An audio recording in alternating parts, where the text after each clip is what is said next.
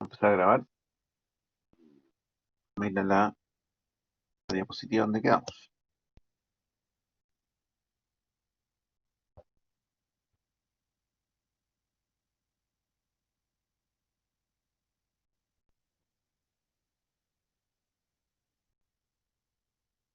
Estamos viendo la inflación. Eso fue lo último que vimos, ¿verdad? Ok.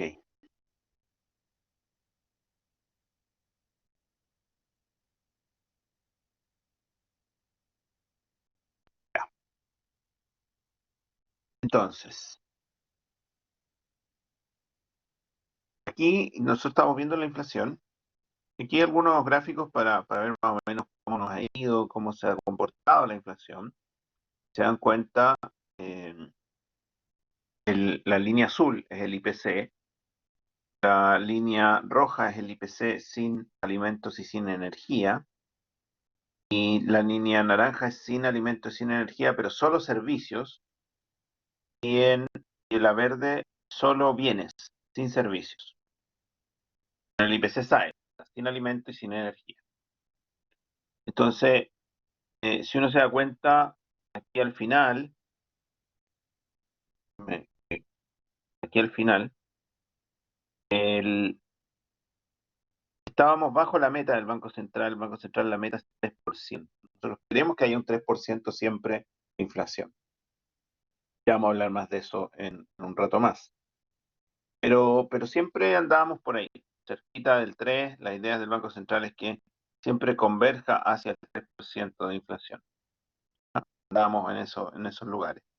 Sin embargo, en 2015, 2016, si se dan cuenta, los IPC llegaron bastante altos. En ese periodo, eh, harto de eso tuvo que ver con cosas internas y también externas. Si se dan cuenta, la línea azul, por ejemplo, acá en el 2015, más o menos por ahí, fíjense que va por debajo del IPC SAE. En general, acá, por ejemplo, está arriba. Eso quiere decir que mucha de esta diferencia que había entre estas dos curvas tenía que ver con el precio de los alimentos y el precio de la energía. Estaban muy altos. Entonces, esa era una preocupación. Si se dan cuenta aquí, tuvimos un periodo relativamente largo, estábamos sobre el 3%, incluso sobre el 4%. Por lo tanto, el Banco Central empieza a hacer todo lo posible para que eso caiga. Y logró que acá, efectivamente, esto empezara a caer, que converja a 3%. Esa es la idea. ¿Cómo vamos ahora? Claramente con un IPC bajito, el 3% de estar por aquí, más o menos, y eso tiene que ver con la menor demanda. Ya, dada la pandemia, ahí, esta línea punteada que está ahí es marzo, cuando empieza el primer caso de coronavirus. Eso empezó a empujar los precios hacia abajo. Eso es lo que ha pasado hasta ahora. El IPC subyacente también. ¿Ya?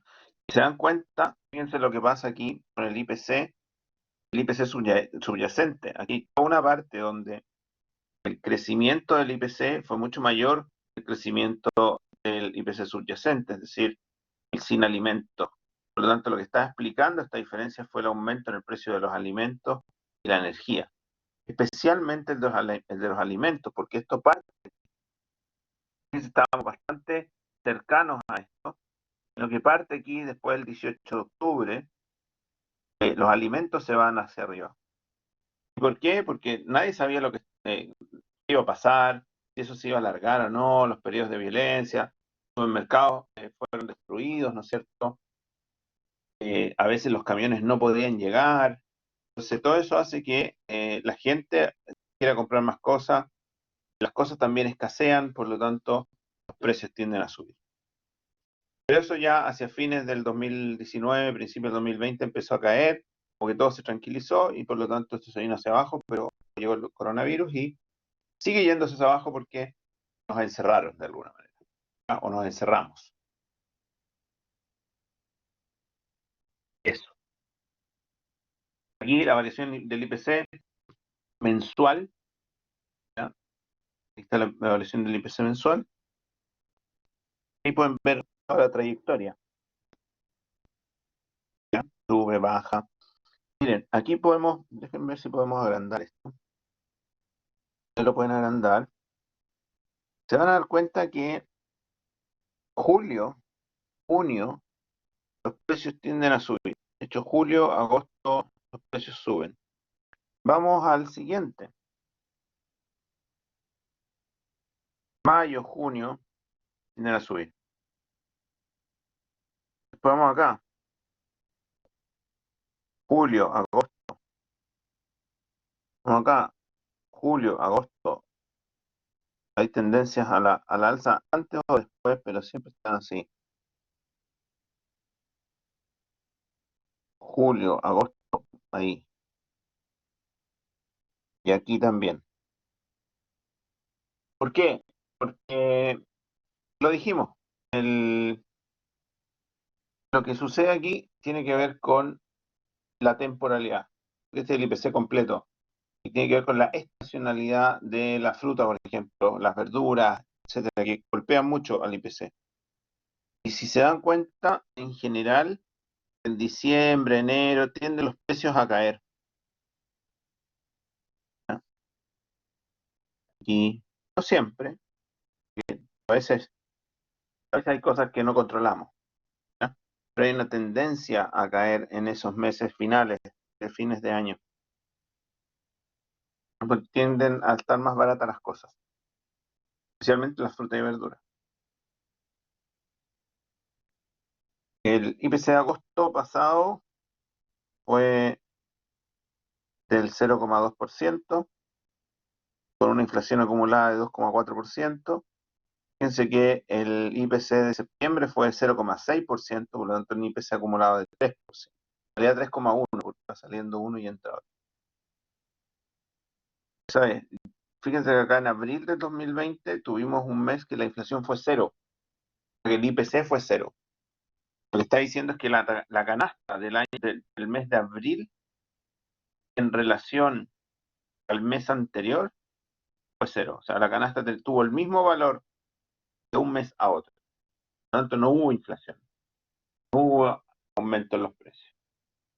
Después tuvimos 2 meses con baja en los precios, con inflación negativa o IPC negativa. Por lo tanto, estuvimos muy cerca de estar en un proceso deflacionario, pero sin embargo después ya empezó a subir. Después subió al 0,6%, mucho por acá arriba. Ahora vamos a ver qué pasa el mes siguiente. Esto ya lo habíamos visto, la canasta de bienes, ¿no es cierto? Ahí está la ponderación de cada uno, eso ya lo habíamos visto. Esto también es importante, el IPC por kilo, es decir, el 20% más rico, el 20% más pobre de la población está. Quintil 1 es el 20% más pobre de la población. Quintil 2 es el otro 20% que no es tan pobre como el primero. El tercero, 20%, el tercer 20% más pobre o más rico, como quieran verlo. El quinto es el más rico, el 20% más rico de la población. Este es el segundo por ciento más rico, segundo 20% más rico de la población. Ahora, ¿cuánto es eso? Si ustedes me preguntan, si ustedes, por ejemplo, se ponen a trabajar y, y ganan, viven solos, y ganan 1 millón de pesos, ¿dónde creen ustedes que van a estar aquí? ¿En qué quintil? ¿Qué 20%? ¿En el uno, en el 2, en el 3, en el 4 o en el 5? Viven solos. Si hoy día salieran de abogados y les ofrecen una pega y les pagan 1 millón de pesos, ¿en qué quintil están? ¿Cuál creen ustedes?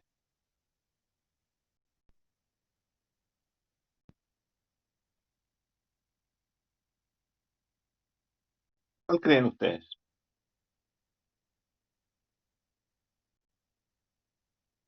¿Dónde se ubicarían? ¿Alguien que gana Soltero, 1 millón de pesos. Tercero,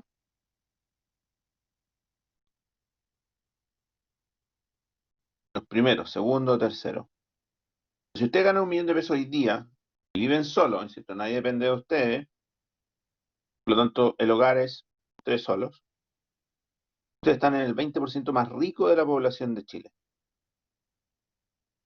El primero. No, el quinto. ¿Ah? El quinto. El primero es el más. Ojo con esto. Me refiero a los.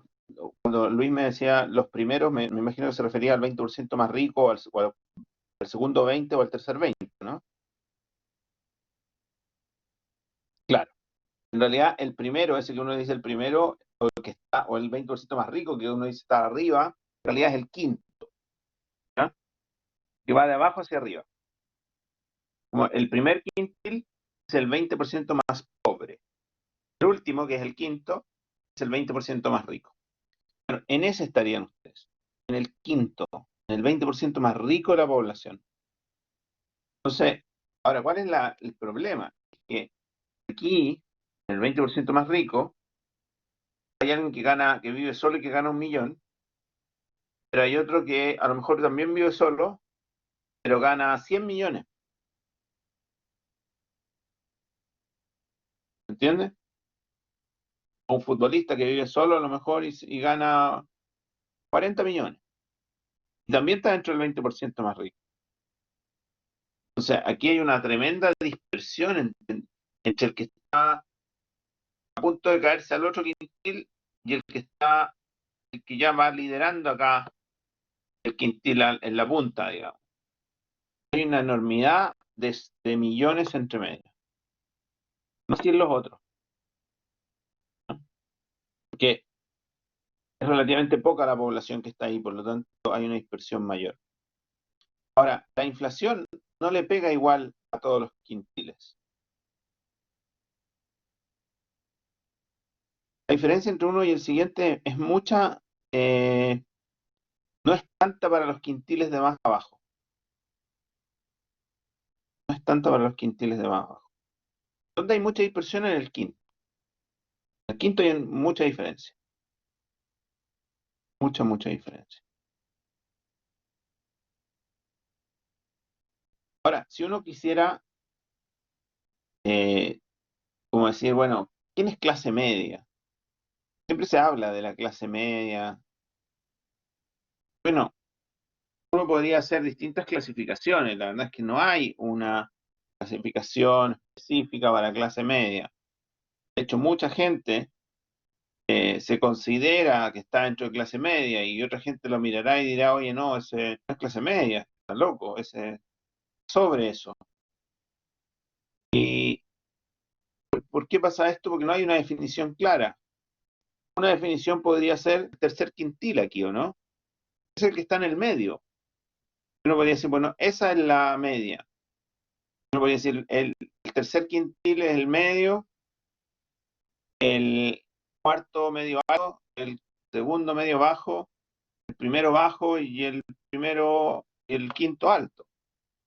Podría ser una clasificación.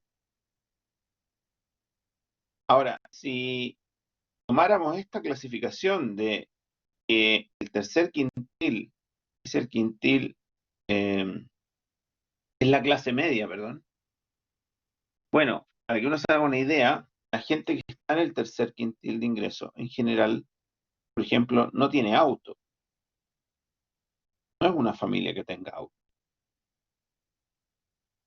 Entonces, puta, quizás desde la mirada, sin saber, uno diría esa familia a lo mejor no está en ese quintil, debería estar más abajo, no. La gente que está ahí, en general, no tiene auto, ocupa solo transporte público. Entonces, a lo que vamos acá con este gráfico es que el IPC por quintil es distinto. El IPC normal es un promedio, ¿cierto? Pero como la encuesta se le hace a los distintos quintiles, esa es la idea, que representa a un ciudadano promedio. Para eso tengo que hacer encuestas dentro del primer quintil, dentro del segundo, del tercero, del cuarto y del quinto. Entonces, de esa manera se puede hacer la estadística de decir, bueno, la canasta que consume la gente que está en el 20% más rico, en el segundo 20, en el tercero, en el cuarto y en el 20% más pobre, son distintas.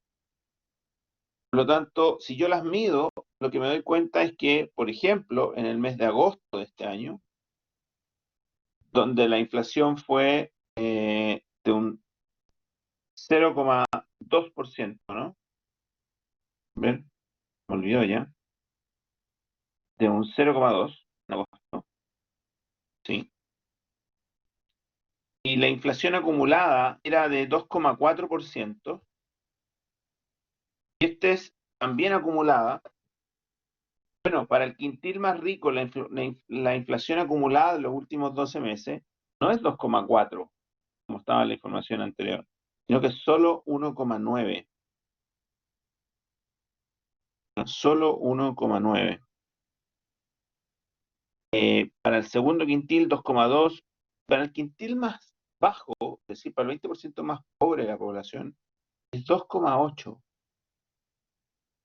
En promedio, acuérdense, era 2,4. Por lo tanto, a la gente con menos recursos, más la golpea la inflación. Eso es lo que dice. La gente con menos recursos es la que más la golpea. De hecho, aquí está a la derecha.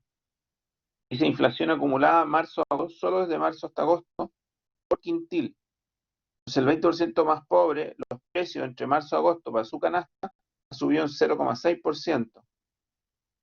Para el último para el quintil más rico, ha caído los precios. Han caído. Seguramente muchas de las cosas que compran han bajado de precio.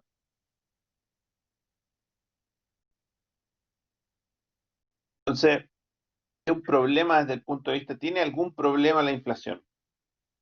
¿Ya? En general tiende a pegarle, es como una especie de impuesto, una especie de impuesto a los más pobres, mucho más que a los más ricos. Por eso es importante controlarla, por eso es que sea baja. Y claro, entre que sea 1,9 y 2,3, 2,1, no es tanta la diferencia, es una cosa muy grande.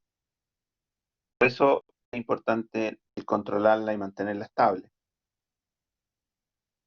Las proyecciones del Banco Central en junio decían que la inflación iba a hacer una trayectoria como la roja que está ahí. Es decir, iba a haber una fuerte o una relativamente fuerte caída de los precios para después tender a la meta. Pero ya en diciembre las expectativas eran otras. No iban a caer tanto los precios. La caída de los precios estaba justificada porque íbamos a estar a lo mejor mucho tiempo confinados, por lo tanto iba a haber demanda, iban a bajar los precios. Pero como de alguna manera empezamos a salir, empezamos a ver mejores resultados, entonces la trayectoria dice, no van a bajar tanto los precios, van a bajar, pero no tanto, y la trayectoria va a ser un poquito distinta. No va a haber mucha deflación. Esta otra cosa importante, la inflación y desempleo. La famosa curva de Phillips. La curva de Phillips dice relaciona inversamente el comportamiento que existe entre la tasa de desempleo y la inflación. Si se dan cuenta acá, tenemos la tasa de inflación y acá la tasa de desempleo. Es decir, y la curva de Phillips es una curva convexa con pendiente negativa. Eso quiere decir que si yo quiero tener menos desempleo, necesariamente implica que voy a tener más inflación. Eso es lo que dice. Y si usted quiere tener menos inflación, entonces va a tener que tener más desempleo. Eso dice. ¿Ya? Ahora, vamos a ver por qué dice eso y ver si es cierto. Dice, esta curva parece plantear una disyuntiva a las autoridades económicas del país, elegir entre una inflación baja, con alto desempleo, o una inflación más, pero con menos desempleo.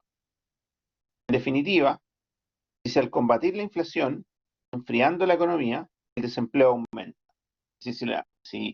Si toda la gente quiere comprar muchas cosas, déjame terminar esto y me la preguntas, ni un problema. El, si tú quieres enfriar la economía, es decir, que la economía, por ejemplo, la gente está dando mucho, tú podrías subir las tasas de interés, la gente gasta menos, y si gasta menos, los negocios venden menos, las empresas producen menos. Por lo tanto, eh, terminan despidiendo gente, no contratando más gente, por lo tanto va a haber tienes menos inflación porque los precios se ven menos presionados a subir, pero tienes más desempleo. Y viceversa, si tú quieres que la gente compre más, que haya más plata, etcétera, está súper bien, pero eso presiona los precios al alza. Va a tener menos desempleo, pero precios más caros. Los estudios posteriores, dice la curva Phillips, han reflejado, aunque a corto plazo se puede mantener una relación estable entre inflación y desempleo, a largo plazo esa relación se torna inestable y poco sistemática. A largo plazo, los salarios nominales terminarán por recoger todo el aumento de precio, por lo que la caída inicial de los salarios reales desaparece y las empresas se deshacen de los trabajadores que inicialmente habían contratado.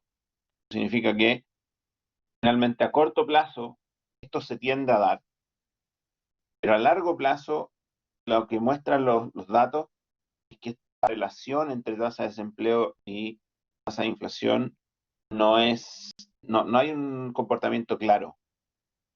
O sea, esto es efectivo muchas veces, pero en el corto plazo. En el largo plazo no es así. Dime, Felipe. Profesor, ¿me escucha? Sí, claro. Lo que pasa es que la verdad es que tenía una duda. Resulta que igual, no sé, no tengo una gran como comprensión cómo habrán estado en general las notas del último certamen, pero bueno, para que obviamente le me fue mal y todo, y quería ver si es que, bueno, muchos profesores que me están impartiendo clases han estado tomando como la alternativa de empezar a hacer como un trabajo o algo. Quería ver si es que usted como podría como hacernos algún trabajo como sección, o sea, las secciones como para ver si se puede subir la nota o para la próxima nota ver si es que se puede hacer algo, porque igual con el sistema del 50% de la universidad yo no soy quien para criticar, porque yo sé que puede traer ciertos beneficios quizás, pero la verdad es que para mí no ha sido, en mi situación, y creo, me atrevo a decir que la de varios no ha sido para nada beneficioso. Y igual, personalmente, he pasado una situación muy difícil este año, entonces como que el tema de las clases online tampoco ha sido muy beneficioso. Tienen que estarlas viendo como después de que se imparten y cosas así, entonces, no sé, quería ver si es que podía como tomar en consideración, ver si a la sección podría hacernos como, me elegir alguna especie de trabajo o algo, no sé, o sea, yo sé que está a criterio del profesor porque facultad obviamente no ha dicho nada ni dudo que diga algo al respecto. Y no sé, pues es que lo podría tomar en consideración. Sí, sí, déjame. Leyéndolo de Ítalo. Eh, sí, déjenme verlo. Puede ser. Mira, esta última parte, especialmente esta última parte, que vamos a empezar a ver seguramente un ratito más y ya de lleno la próxima semana. eh, da para hacer cosas. eh, Da para que ustedes a lo mejor hagan algún trabajo, alguna cosa. Eh, lo que sí es que lo que a mí me preocupa, de hecho estaba pensando en que les iba a escribir a todos, ya que en el WhatsApp están todos. A mí lo que más me preocupa es que no vengan a clase. Eh, yo sé que muchos de los que están aquí son los que siempre vienen, siempre están.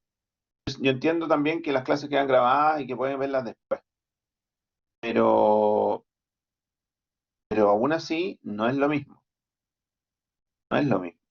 Y quizás me di cuenta muchos de los que respondieron bien las preguntas, varias preguntas, fue porque estuvieron en clase, más que porque la vieron después. No es lo mismo verla después. La atención no es la misma. Las preguntas que te pueden surgir no son las mismas. El hacerlos pensar no es lo mismo. Cuando les pregunto cosas y ustedes piensan, eh, muchos de ustedes lo hacen y eso genera aprendizaje. Cuando tú lo escuchas por segunda vez, no tienes ninguna intención, pero sabes que eso está grabado. Por lo tanto, lo esperas la respuesta. Entonces a mí me preocupa que hay gente que está más preocupada que otros y que después muchos de ellos son los que les va mal. No todos, por supuesto, hay excepciones, pero y al revés también. Que le puede costar más y que viene siempre a clase, Eh, pero, pero bueno, sí, no tengo problema. Sí, mira, no tengo problema porque al final, eh, que sea una especie, a ver, lo que pasa es que también eh, puede ser una especie de, eventualmente una especie de test, más que un trabajo para la casa, porque yo no, lo que no quiero es que me copien. O sea, y claramente, y lo malo es que con el interés que veo por venir a la clase, también entiendo que puede haber gente que tenga algún problema para venir a alguna clase. Eso puede ser, pero somos, no sé si en esta sección o en la otra, son más de 80, o sea, ni siquiera un cuarto del curso aquí. Eh, entonces, no creo que 60 personas o más tengan justo un problema para venir a esta clase, ya la de la semana pasada, ya la del lunes, con la otra sección pasa un poquito lo mismo. Entonces, eh, eh, dime. bueno, entiendo lo que usted dice, igual yo personalmente, o sea, en mi situación personal desconozco a mis compañeros porque como cada quien vive su granito de arena igual, Sí, claro. yo la, la he tenido muy difícil este año, profesor, sinceramente, la he tenido bastante complicada, sobre todo este semestre porque tengo que estar, por ejemplo, en mi caso tengo que estar en mi casa por lo menos 1 o 2 meses en los que estoy solamente con el plan de mi teléfono y que la recepción de la señal, porque yo me conectaba de primera a las clases de usted y si estaba pésimo, se caía el audio, me tenía que desconectar. Entonces, la única alternativa que tenía era ver la clase después y ver la tarde. Y en el fondo igual tiene razón usted porque cuando yo rendí el certamen yo pensé que me había ido bien y me fue mal, me fue pésimo. Y quizás fue porque no me conecté, como usted dice, a las clases como debería haber sido. Pero la verdad es que ha estado complicado y yo, bueno, por muchos compañeros, o sea, por varios con los que he conversado, me han dicho que igual para ellos este tema, este sistema de evaluación que debería ser beneficioso no nos ha beneficiado en nada. Y igual yo entiendo lo que debe, como usted explica, que debe ser como un poco el querer ver que todos comprendan y ver que no se conectan todos a clase.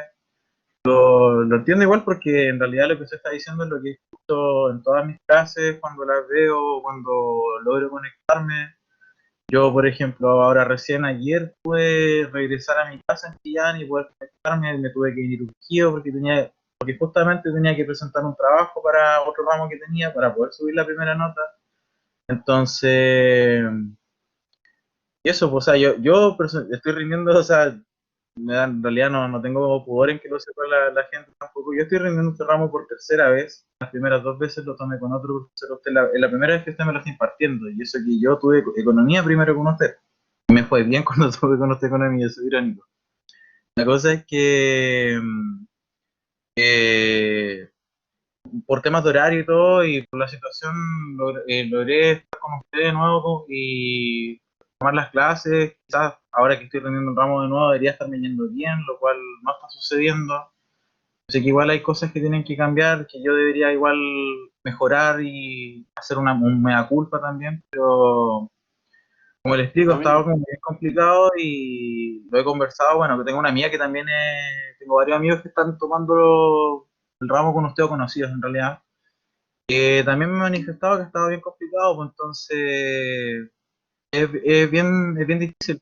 Yo, incluso para ser aún más realista, la primera nota tuvo un 1,8, entonces yo digo, chuta, ya no tengo 3 certámenes, tengo dos y tengo la opción de recuperativo, pero ahora más encima tengo que sacarme como arriba de un 6,1 prácticamente el certamen que viene, que no es imposible, o sea, yo no quito que no sea posible, pero ya de por sí es una carga más grande porque no tengo como un certamen intermedio, por así decirlo, para yo hacer un mea culpa y decir, puta, tengo que mejorar el estudio, tengo que cambiar ciertas cosas para ver si me va a ir bien y así poder arreglar con las dos notas.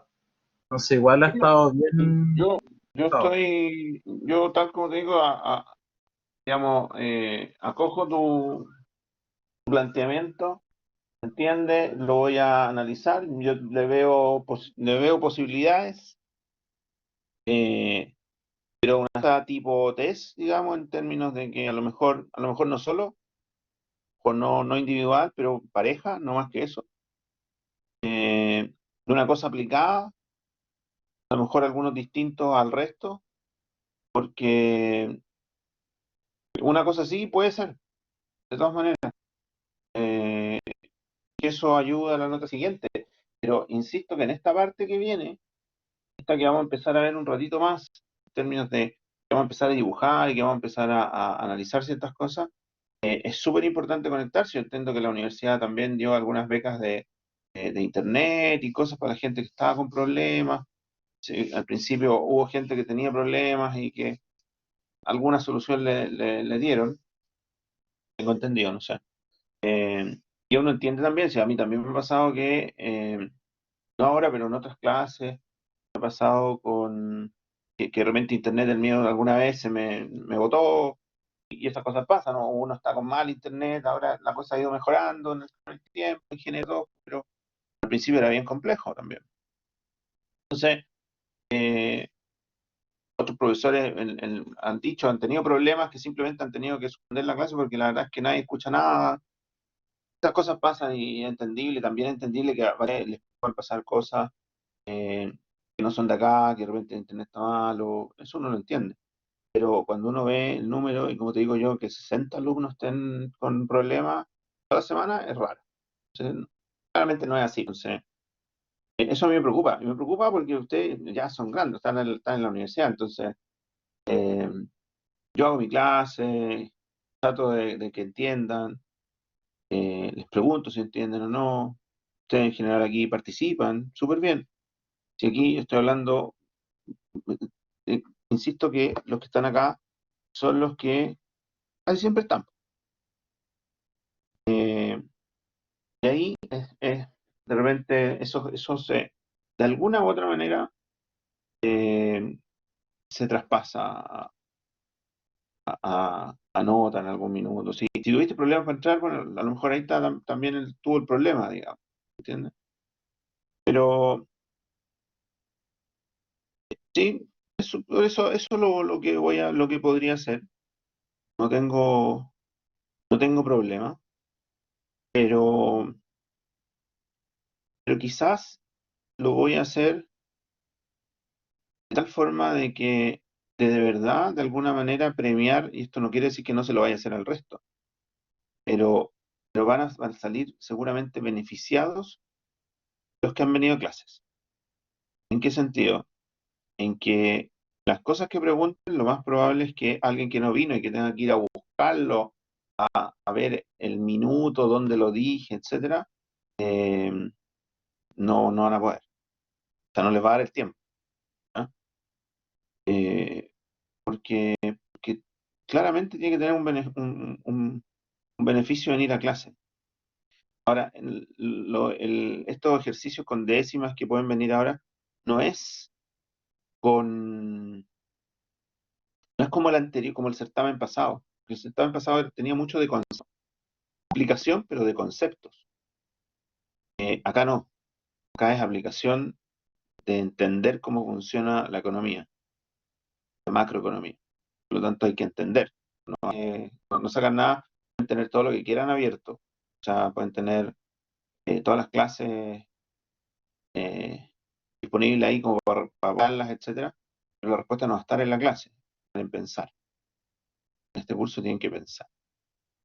Pero no tengo ningún problema. Yo lo voy a analizar, lo vamos a ver, pero yo creo que la respuesta, sin darle el 100%, tengo que preguntar también a la facultad si puedo hacerlo, pero sí, no tengo problema. Toda mi disposición.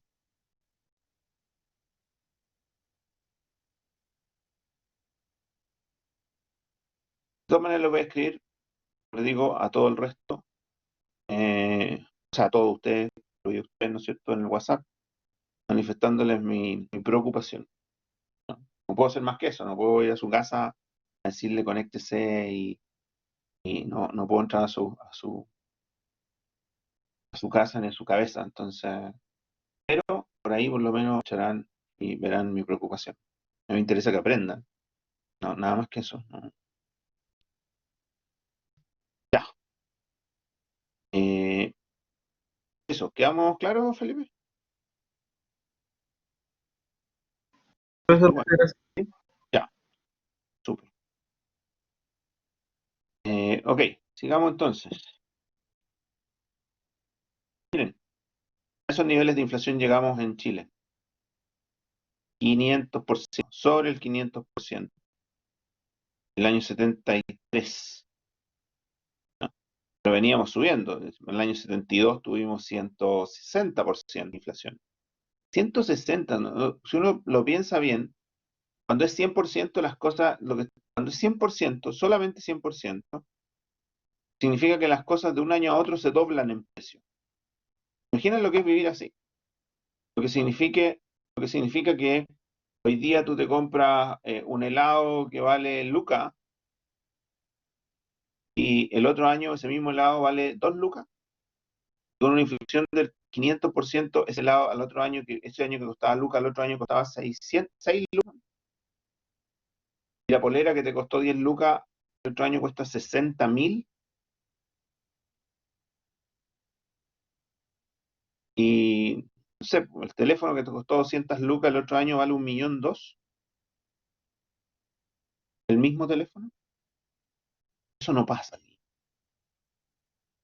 Eso es muy raro, ¿no? O sea, el teléfono que te costó, o sea, el helado que te costó lucas hoy día, el otro año, con suerte, si es que no vale lo mismo, el otro año va a costar 1.100.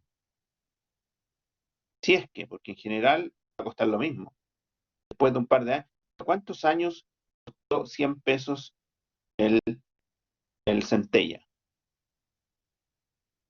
Muchísimos años. Hoy día vale 200, yo te aseguro que por mucho tiempo va a estar a 200. Por mucho tiempo, ya lleva harto tiempo a 200 y no ha cambiado de precio. Entonces, eh, como que no tenemos conciencia, todos los que estamos aquí, usted menos, yo tampoco, no me acuerdo de eso, yo no estaba vivo para el 73, pero, pero tampoco me acuerdo, yo sí estaba vivo acá y por aquí, pero yo no me acuerdo de estas inflaciones que son, fíjense, aquí es como decir que tenemos 20, 30% de inflación, eso no me acuerdo, ¿no? Pero por ejemplo, este año 92 debe haber sido a lo mejor un 10, un 15. No sé si les conté, eh, cuando yo me fui a Australia, no, no se los contaba, ¿no? Yo me fui a Australia el año 92. Estuve todo el año 92 fuera de Chile. Entonces, cuando vuelvo, tenía, tenía 15, cuando me fui, 15 años. Cuando vuelvo, un año después, en verano, me fueron a buscar al aeropuerto, mi papá, mi hermano, y pasamos a comprar a un negocio cualquiera, así, en el camino, y compramos un helado, un chocolito, me acuerdo. Y yo veo un chocolito y le digo, "Ay, pero es tan carísimo, no lo compren". Y todos quedaron así como sorprendidos, y dije, "¿Pero por qué si esto es lo que valen?". Como que, no, pero si yo me fui hace un año, por decirles algo, cuando yo me fui costaba 300, y cuando volví costaba 450, así, 50% más. Estaba sorprendidísimo porque había subido tanto. Y la verdad es que, claro, estando adentro no se dan cuenta, porque seguramente estaban 300, después de haber estado 350, los meses después de haber estado 400, y no se van dando cuenta. Cuando uno sale y vuelve, se da cuenta de la inflación. Hoy día no pasa eso. Hoy día seguramente me voy, el chocolito vuelve un año más y vale lo mismo. Las inflaciones son muy bajas. Esa inflación que yo les digo cuando yo me fui era bajita. Ahí está el número. Imagínense con 500%. Una locura, una locura. Eso que esto para otros países vecinos es relativamente bajo. Miren esto. Déjenme eh, mostrarles algunas cosas aquí. Si se dan cuenta, hay un cuadrito de hiperinflaciones. En Argentina, el año 89-90, ¿cuándo nacieron ustedes?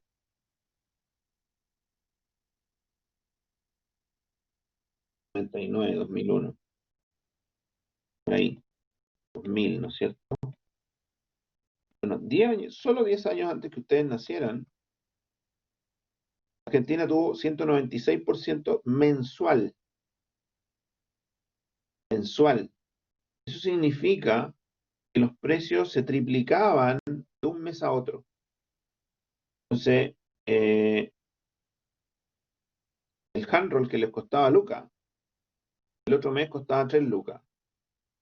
El mes siguiente, ese mismo, costaba 9 lucas. En 2 meses pasó de lucas a 9 lucas. Es una cuestión, sí, pues, ese nivel. 196% mensual. Mira Hungría, a mano derecha, número 16, aquí, Hungría. 1295 por 10 elevado a 16. Eso es este número que está aquí abajo.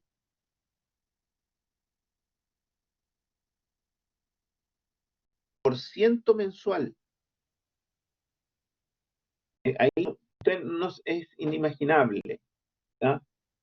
Es como que yo te dijera que hoy día tú te puedes comprar un Mercedes-Benz en Chile, ¿ya? Y necesitas para eso 50 millones. Con esa misma plata, un año después, puedes comprar un huevo. Eso es más o menos para que te hagas una idea cómo funciona. Te puedes comprar un huevo después con 50 millones de pesos. Un año después. O un alfiler. Sin embargo, si ustedes miran bien, Hungría, 1945-1946, eso es fin de la Segunda Guerra Mundial. Kazajistán, 94, es cuando se empieza, y Kirguistán, etcétera, son estos que están acá, son periodos de guerra, periodos donde ellos, por ejemplo, aquí se empiezan a separar de la Unión Soviética. Polonia, Primera Guerra Mundial, después cuando tiene conflictos bélicos también. La Unión Soviética, Primera Guerra Mundial, muchos de estos tienen que ver con guerra. Yugoslavia, aquí es cuando Yugoslavia empieza a desaparecer. 33 millones por ciento mensual. 33 millones por ciento mensual de inflación. Claro, después de esta época, Yugoslavia desaparece. Entonces, muchas de estas cosas están asociadas a guerras. No en todos lados, ¿sí? No en todos lados. Aquí está la revolución en China. 4000% mensual. Aquí no hubo ninguna guerra en Argentina. En Argentina es normal para ellos, digamos, hacer este tipo de cosas. Bolivia, 24-86, 120% mensual. Brasil, poco guerra. Entonces, si se empiezan a dar cuenta, en los países de Sudamérica, las altas inflaciones no tienen que ver con guerra. Tienen que ver a veces con temas internos, pero no estamos en guerra con nadie. Ahí no estamos en guerra con nadie. Bolivia tampoco. Son problemas más internos, no con vecinos ni nada. Miren, acá hay hiperinflación. Los billetes, son los billetes que han tenido los más altas denominaciones, en números. Y el más alto es el pengo. El pengo tenía esa cantidad, tenemos 1, 2, 3, 4, 5, 6 por 3, 18 ceros. ¿No? Ese era el número. Sin embargo, el billete no tenía ese número. ¿No? O sea, el billete, de hecho, miren, voy a hacer que me vean. Ya, me vean.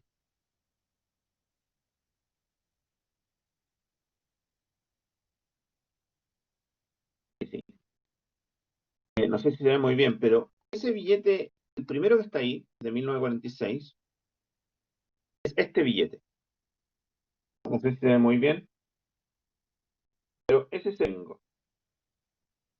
¿Ya? Es de esa época.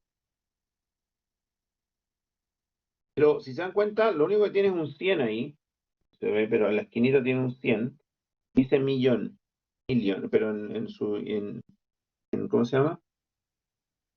En húngaro. ¿Ya? Eso sale en ese billete.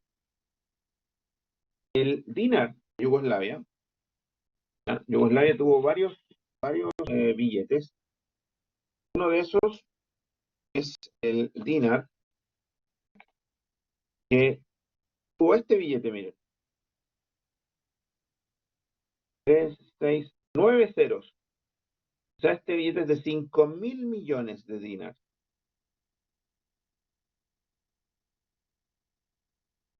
Tengo algunos efectos de las clases nomás, no, la verdad es que no colecciono, pero me gusta tenerlos de las clases. Eh, ese billete con 9 ceros. Sin embargo, luego tuvieron este, que tiene 10 ceros, que son 50.000 millones, ¿ya? O 50 billones, si ustedes quieren verlo. El que está en esta diapositiva tiene 3, 6, 9, 10, 11 ceros, ¿o no? Este, 11 ceros. 500.000 millones de dinars. O sea, estamos hablando de 500 billones de dinars. ¿Ya? Ellos. Sí. Tienen que hacer billetes tan grandes para poder comprar que ahí se ve reflejada la inflación. Vamos a hablar de nosotros. ¿Qué pasó ahí? Bueno, en Chile, cuando nace el peso, antes de que nazca el peso, es lo que usábamos en Chile. Usábamos en Chile, antes de que naciera el peso.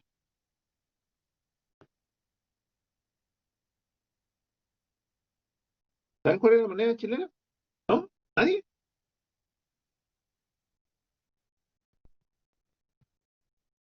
¿No? Escudos. Escudos usaban en Chile. Y los escudos, por ejemplo, habían 10 escudos, 50 escudos, etcétera. Empezó a crecer tanto esto, había tanta inflación en esa época, o sea, bastante alta. ¿En qué año? Esto fue al principio de los 70 ya en 70 habían escudos. Después se cambia. Creo que se cambia como el 74, 75, por ahí creo que cambiaron. De hecho, déjame ver una cosa, dame un segundo. ¿En lo que?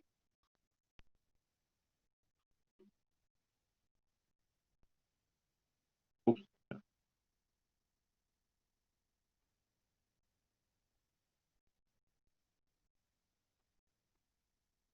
te digo al tiro. Eh, la inflación, obviamente. El 72. A ver, oficialmente el diseño del escudo, el 67. Primer escudo. Ah, no, esto es otra cosa. No en Chile, este sí. 70 y por medio del. Los escudos empiezan a partir del año 59. 60, 60 empieza a funcionar los escudos. Y durante el periodo de inicio de circulación nuevos billetes de escudos. 70 igual. Entre el 71 y el 75 hubo los problemas inflacionarios. Y el totalmente el año 75 cambia a pesos. ¿Ya? Entonces habían 10 escudos, un escudo, de hecho medio escudo, menos, ¿ya? 0,1 escudos. Y es tanta la inflación, en el 74 habían monedas de 100 escudos, y como empiezan a haber problemas de inflación, cada vez teníamos que hacer escudos más grandes.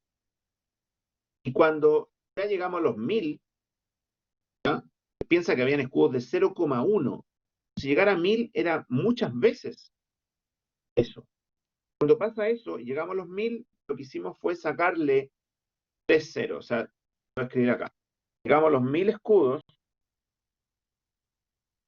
1000, y lo que hicimos por la inflación, lo que hacen los países, es decir, bueno, eliminemos los ceros, esos 1000 escudos ahora se llaman un peso. Y de ahí seguimos para adelante. Entonces, le sacamos ceros, eso es lo que hicimos. Eso hacen todos los países que tienen mucha inflación.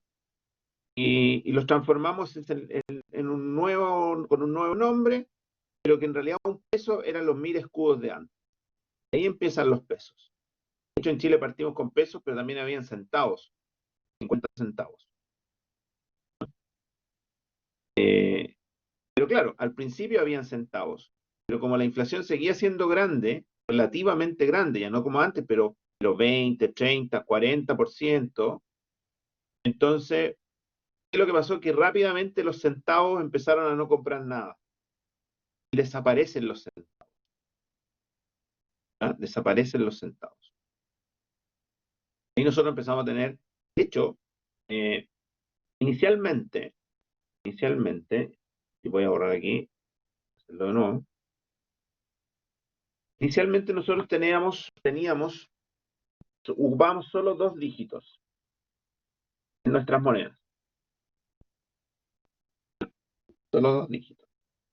Esto no lo he visto con ustedes, ¿no es cierto?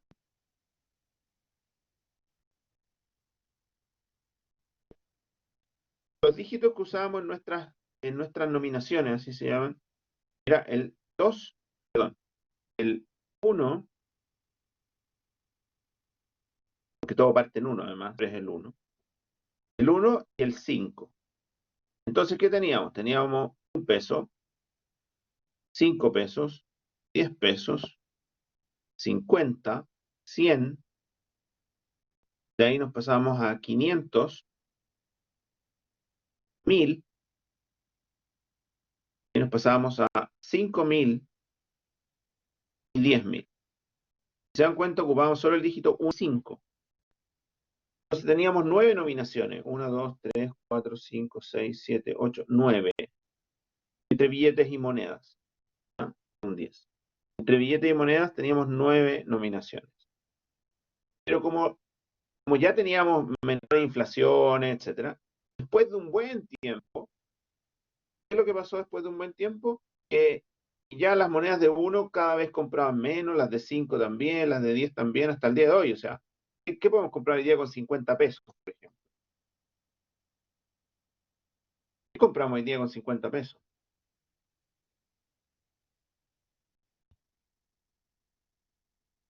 Casi nada, pues, ¿no? Una pastilla, alguna cosa así, ¿cierto? Muy poco, muy poco.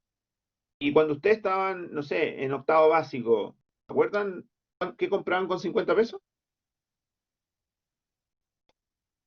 Más chicos, compraban más cosas con 50 pesos, ¿no?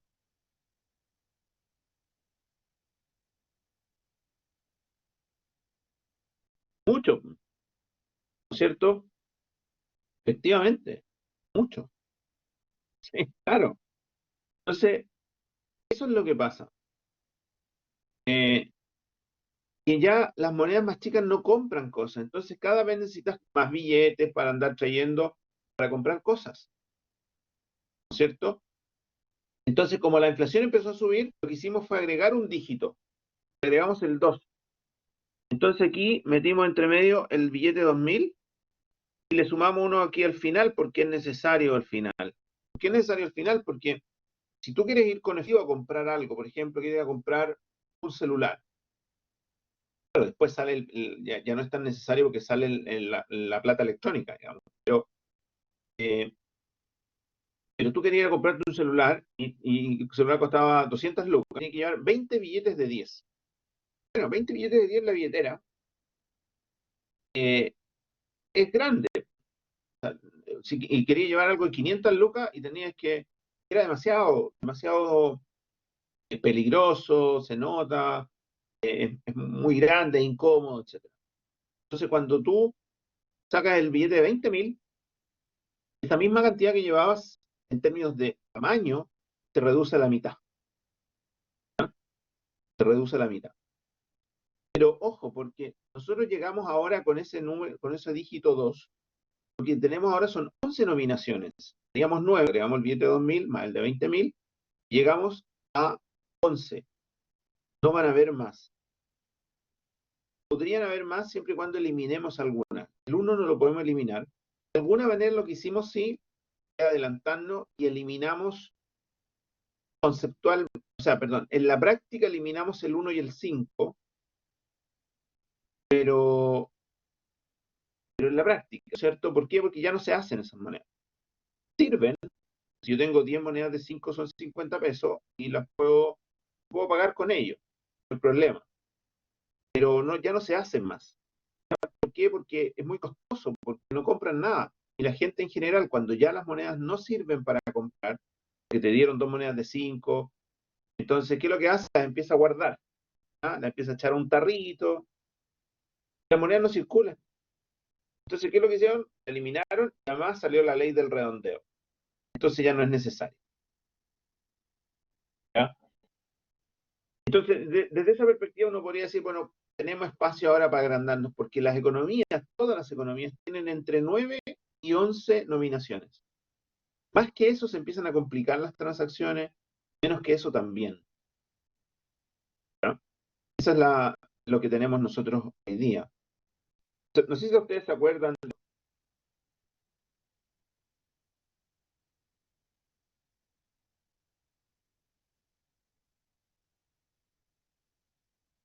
¿Recuerdan de este billetito? 1.000 pesitos. Ignacio Carrera Pinto.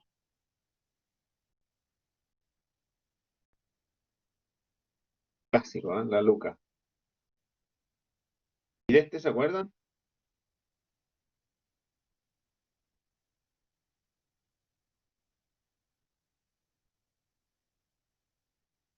¿O este no? ¿O este es muy viejo? ¿No?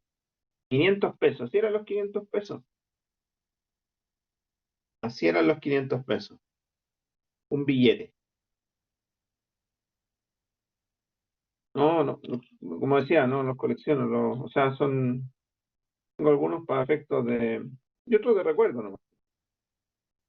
Ahora, es que si no conocen, bajo ninguna circunstancia, pero para que ustedes se den cuenta, porque después se hace moneda, porque los billetes son más caros de hacer, más caros que hacer una moneda. Bueno, en el año 76 sale este billete.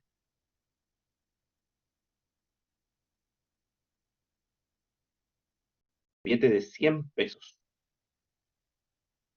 Este era un billete. ¿Por qué billete? Porque con esto tú comprabas muchas cosas del 76. Pero después, cuando este billete ya compra menos cosas, ya es muy caro hacerlo en papel y lo hacen en moneda. Eso nos pasó con el de 500. El billete de 500 se usó por muchos años y después, como ya empieza a ser 500 poca plata, es mejor hacerlo moneda y lo cambiamos a moneda. Nada de raro que años después, o sea, piensen ustedes, no sé, en 10 años más, ya no tengamos billetes de lucas y tengamos monedas de lucas. Lo más probable es que pase eso. Miren, otro país que llegó con inflaciones muy altas, que lo vimos ahí, fue Perú. Perú, en la época que sale, acá, Perú, ¿dónde está? Perú. ¿Sale Perú aquí, no? Este no sale. Perú, ahí está, 88,90. 88,90, ¿cuánto es la inflación? Llegaron a 114% mensual. O sea, los precios se doblaban mes a mes. Bueno, en esa época, y este billete que les voy a mostrar es del 5 de enero del año 90. Este billete peruano, ven ahí, ¿Cuánto es? Aquí dice, mire, 5 millones de tener billetes de millones, eso es lo que hace la inflación. Millones de indies.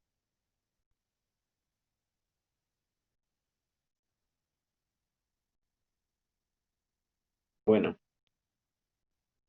terminemos con esto. Dice que el Zimbabue dice ahí $1, ¿ya? Eh, ese billete que sale ahí, en la época que se hizo este cuadrito, no iba a llegar a un billete más grande que eso. ¿Ya? Zimbabue es uno de los países que ha tenido más inflación en el mundo. ¿Ya? Incluso, no soy tan grande como el Pengo, pero lo de los relativamente contemporáneos, ¿ya? Estamos hablando después del 2000, son de los países que han tenido una hiperinflación gigante. Hoy día las hiperinflaciones en el mundo son bastante más pequeñas. No hay casos, excepto Venezuela. ¿Ah? Ha llegado a niveles muy, muy grandes ahora. Pero sacando Venezuela, la verdad es que en las últimas décadas hemos tenido, excepto, y además sacando Zimbabue, muy pocas, las inflaciones e hiperinflaciones ya son de 200, 300%. Antes eran bastante más, entre comillas, normales. Esto es la hiperinflación en Zimbabue. Miren la hiperinflación anual de Zimbabue aquí. Eso es ese número que no sé cómo se lee, no tengo idea. Ese número por ciento anual.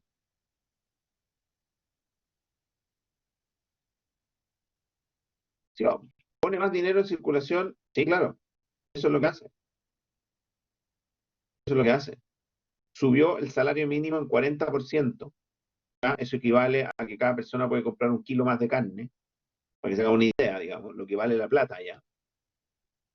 Si aquí a una persona que gana 300 lucas le suben un 40% el salario mínimo y le dan 120.000 pesos más, puede comprar hartos kilos de más, ¿o no? Bueno, en Venezuela lo subieron al 40% y eso alcanza más o menos en promedio para comprar un kilo de carne más para la familia. El dinero no vale nada. ¿Ya? Y están poniendo más plata finalmente, están poniendo más dinero, lo que hace subir más los precios. Fíjense lo rápido de la inflación. Marzo del 2007, 50, vamos la columna al medio. En marzo del 2007 la inflación fue de 50,54 ese mes. En, en noviembre fue de 79.600 millones por ciento de inflación. Los niños, esa foto de ahí es real, los niños ocupaban así los fajos de billetes para jugar a la pelota. Los ponían de arco, que no sirven para nada. Para que tú te hagas una idea, en esa época, en el 2008, en Zimbabue, tú te vas a tomar una cerveza y un sándwich. El precio son 280 millones de dólares zimbabuenses. 280 millones. Un huevo, 2 millones de dólares. Entonces, las protestas allá eran como el que estaba ahí. Ese letrerito lo que dice ahí es billonarios muertos de hambre.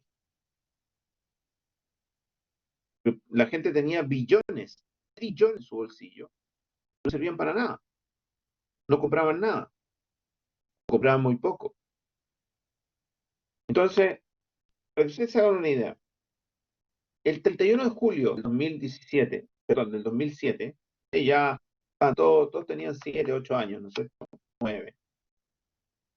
En esa época, o sea, no hace tanto tiempo, si lo piensan bien, estamos hablando de 10 años atrás, perdón, un poquito más, 12 años atrás, eh, sacan este billete. Este billete es $1 de Zimbabue.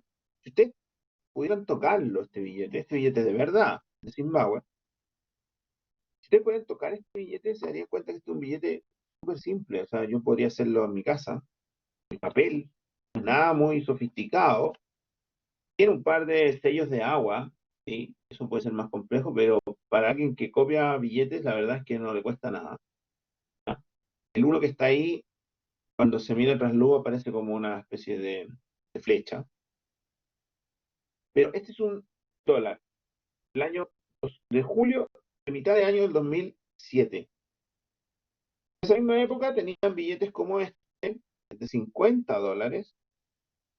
Lógico, como Estados Unidos, ¿no es cierto? Tiene un dólar, tiene un billete de un dólar, tiene billetes de 50, tiene billetes de 100, de 20, de 10, de 5, $50. Normal, ¿cierto? Pero ya en mayo del 2008, menos de un año, tenían un billete como este, de 50 billones de dólares. Billones.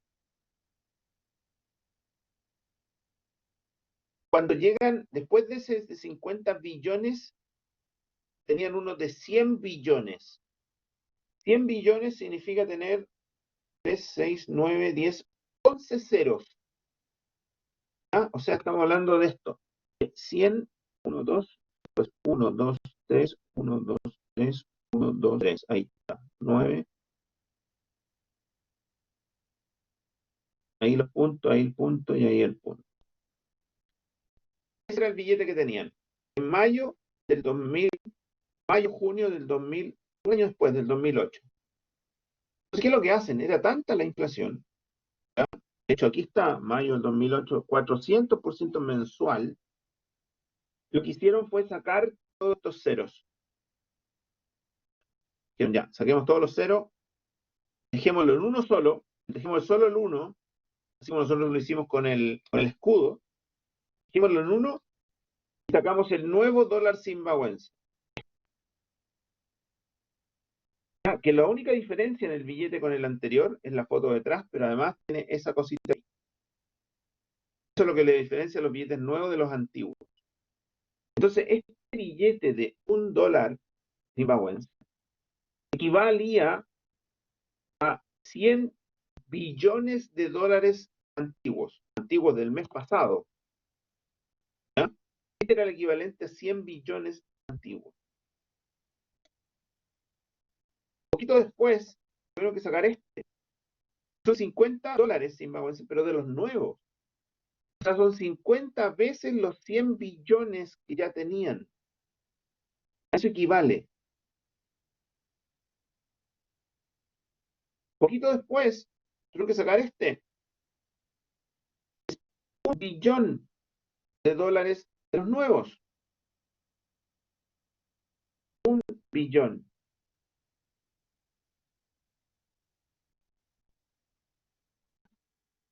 10 trillones. La cantidad de ceros. No sé si se ve ahí, pero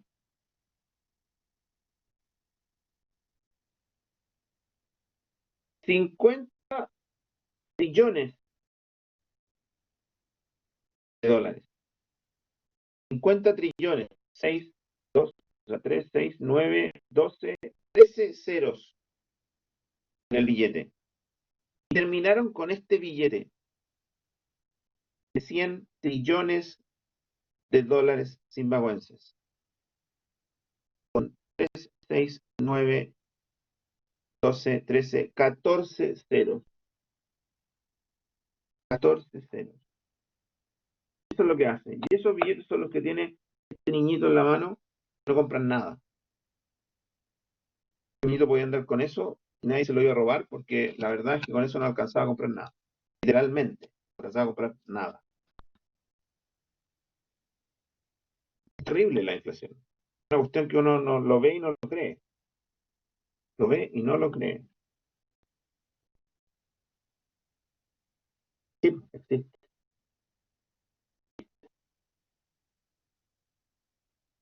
Ok, ok.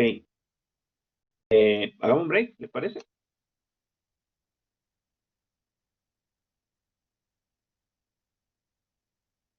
Ya. 17, 17:40. ¿Ya?